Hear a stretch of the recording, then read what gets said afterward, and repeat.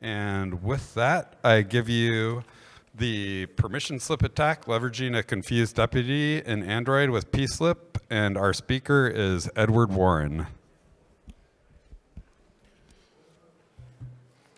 All right, so good afternoon, everyone. I want to thank everyone for making it out here tonight and all the great ShmooCon volunteers and staff who made this a great experience over the last 20 years. And I also realize this is the first talk after lunch, so hopefully this talk doesn't give you heartburn or indigestion. So we're going to go over a quick agenda. We have the staple, who am I? A brief refresher on confused deputies, a snapshot of the Android permission model, the pslip toolkit, along with some conclusions. So the quick who am I? I'm a security analyst.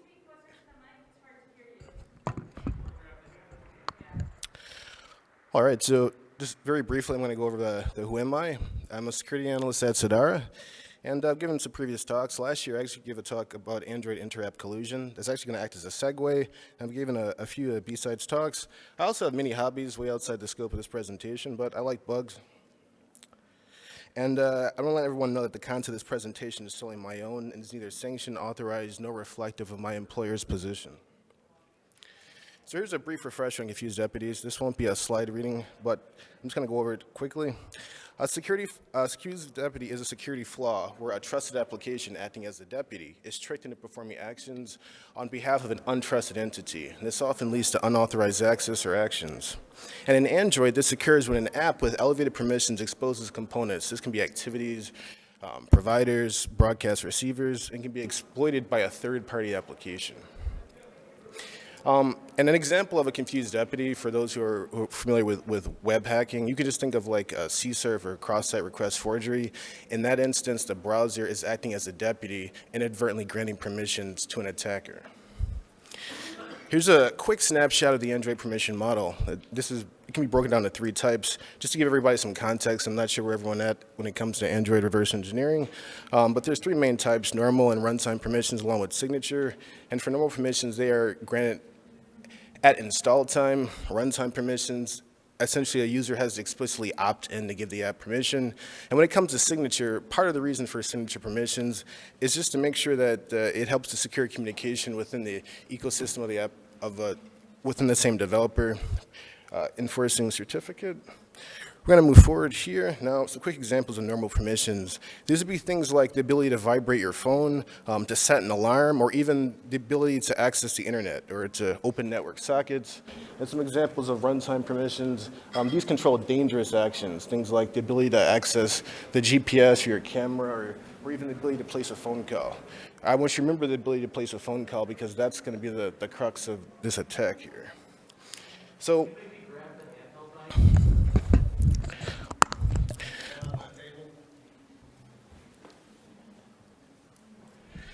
hello? All right. Hopefully this is better. So before I get into the permission slip attack, I just want to give a little bit more additional context. In Android, when it comes to inter-process communication, this is facilitated by binder by using intents. And this is going to be very important, as you'll see here in a few moments here.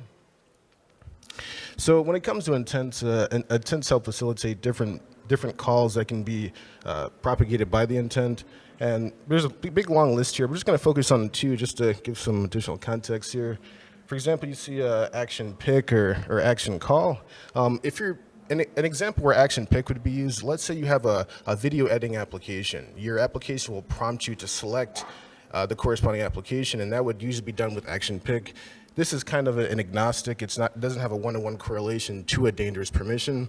However, certain actions like action call has a one-to-one correlation with the call phone permission. Action call allows the default Android dialer to place a phone call without user interaction. And this can be in contrast to the action dial.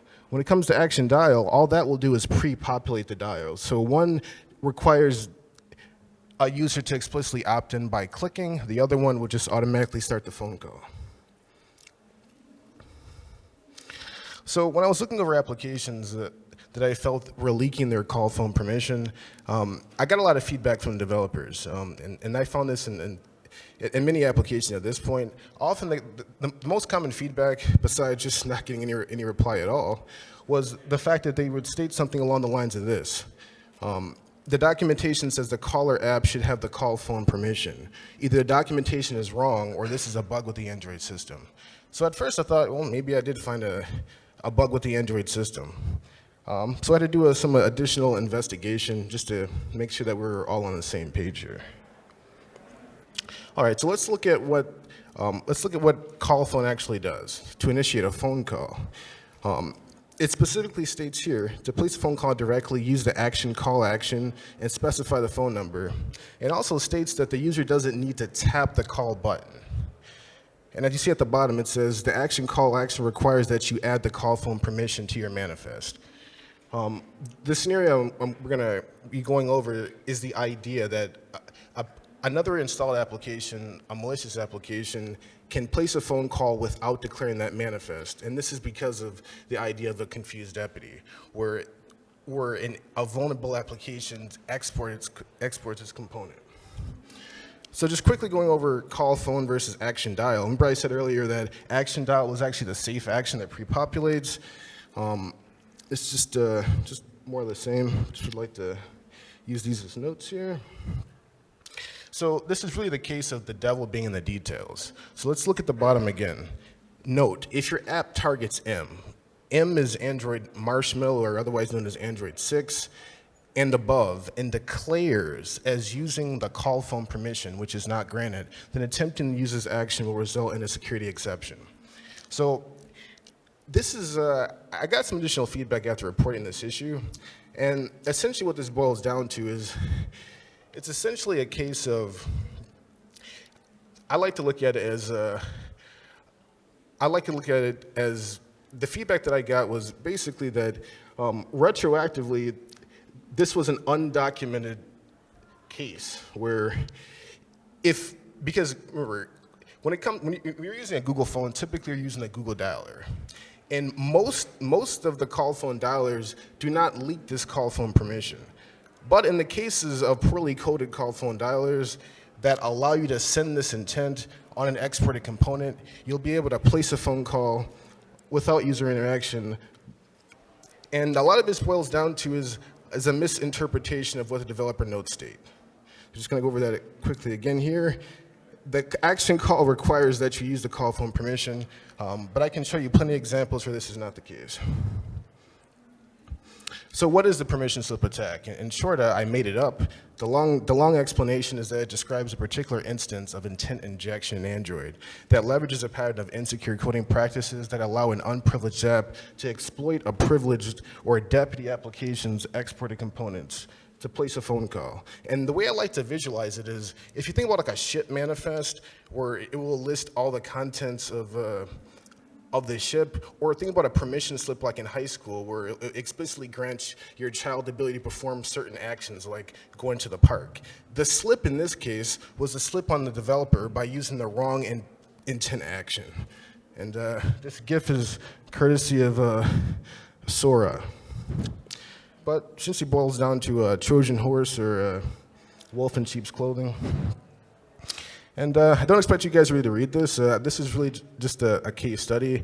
This is some recent loot, I'm going to call it, with the P-slip attack. These CVEs are actually published this last week. I have a lot attributed just by using this tool, but these were literally published in the last week, just to give context that you can still find many vulnerable applications. In fact, last night I actually submitted a report for HackerOne for an application that was also vulnerable, so this is still very prevalent.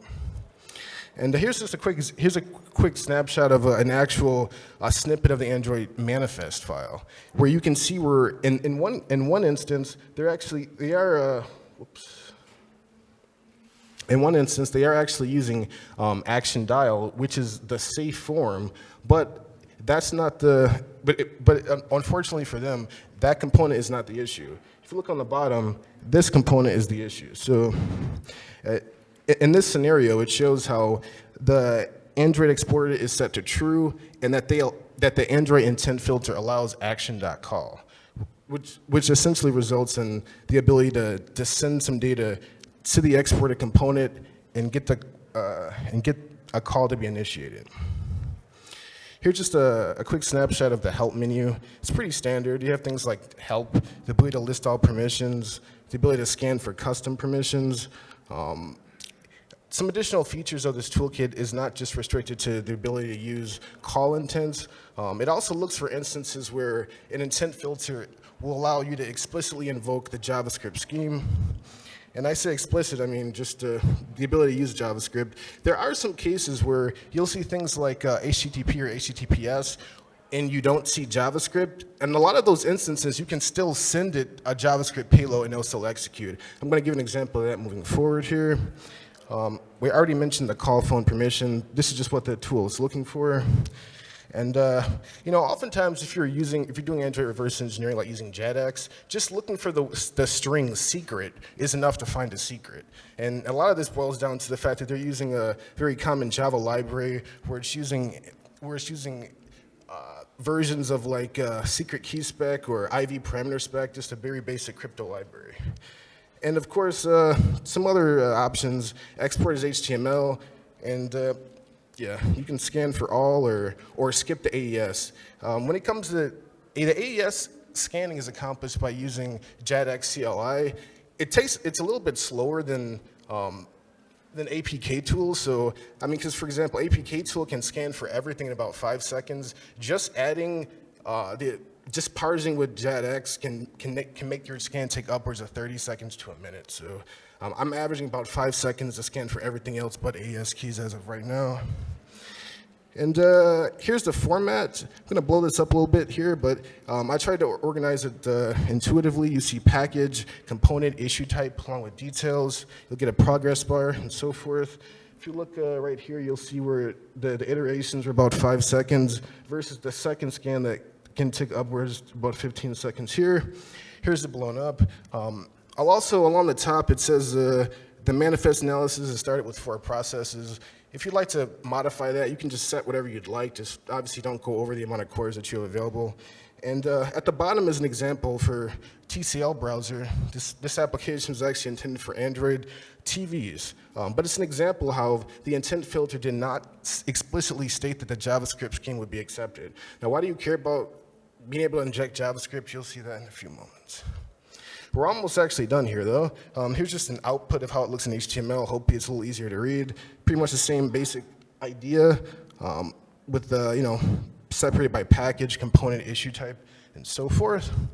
And at the very bottom, you'll see an application that did not appear on the previous CLI console output. I'd like to just give them a shout out, Alex and his co-presenter for Open Sesame Unlocking Bluetooth Padlocks. This is a great B-Sides London talk where it shows about what you can actually do with hard-coded keys. Usually applications that are hard-coding AES or DES or AES keys, they're directly linked to IoT. So think about smart camera, lock. This tool can find hard-coded keys. It's just an ancillary feature I decided to add for my own personal usage. We're going to keep it moving here. And this is just going to segue into the very short demo because I'm almost out of time here. This research was called Exposing and Addressing Security Vulnerabilities in Browser Text Input Fields. And why you should care about this is that what this brings to light is the fact that oftentimes when you need to exploit something, you have to chain or basically use some form of polyglot exploitation. In this case, what they talked about is how different websites store your saved credentials with behind the asterisk fields. So they break this down to 2 different types, type A and type B. An example of type A is the ability for a malicious browser extension to grab credentials that are stored if it has access to the DOM tree. And type B are instances or websites that are literally storing your password within the HTML in the outer HTML field. All right, so here's an example of a payload that I'm going to show you where this application, even though it doesn't show JavaScript in its intent filter, will still allow you to send JavaScript. Here's a quick example of the demo. I'm actually repurposing this demo from the previous Fire Talk. I just didn't actually get a chance to finish it. What this demo shows is me entering my password. If the password was already saved or cached, it would have the same effect. I honestly just didn't feel like re-recording this. But what this is going to show is once I inject the payload, you're going to see an alert box which shows the password that's stored behind the asterisk. And instead of just showing an alert box, you could actually just exfiltrate it. But I didn't want to give anybody any ideas here, except for I'm saying it now. All right, so conclusions. Don't export components unnecessarily. Use inline permission and intent filters when appropriate. Hard coding AES or DS keys is probably a bad idea. And be wary of using custom permissions because, for example, if you make a custom permission but you set it to a normal value, then you can inadvertently allow applications to use it without users explicitly opting in. I didn't really go over that last portion, but the tool actually detects for variants of that. And yeah, if you want to check out the tool, feel free to connect with me, and I appreciate your time. And I'm not even sure where I'm at here on time here. Oh, wow. Let's better do that a little quickly. Is there any questions?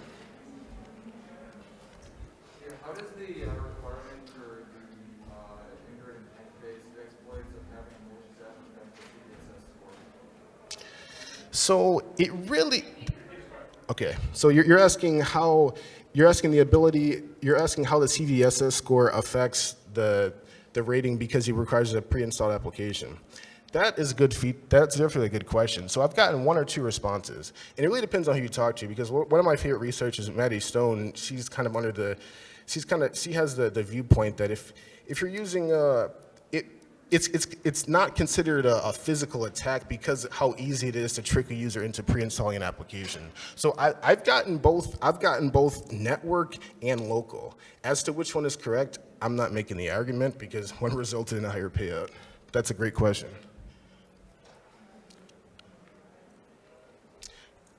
Any other questions? Yes.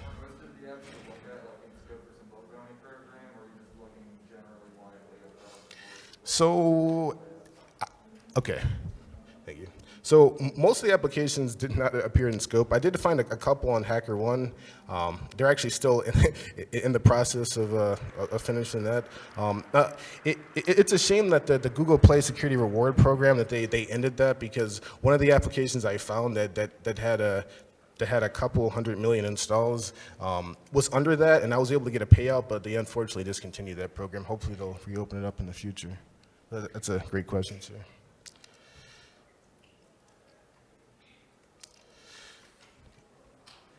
Any other questions? Over here. Yes.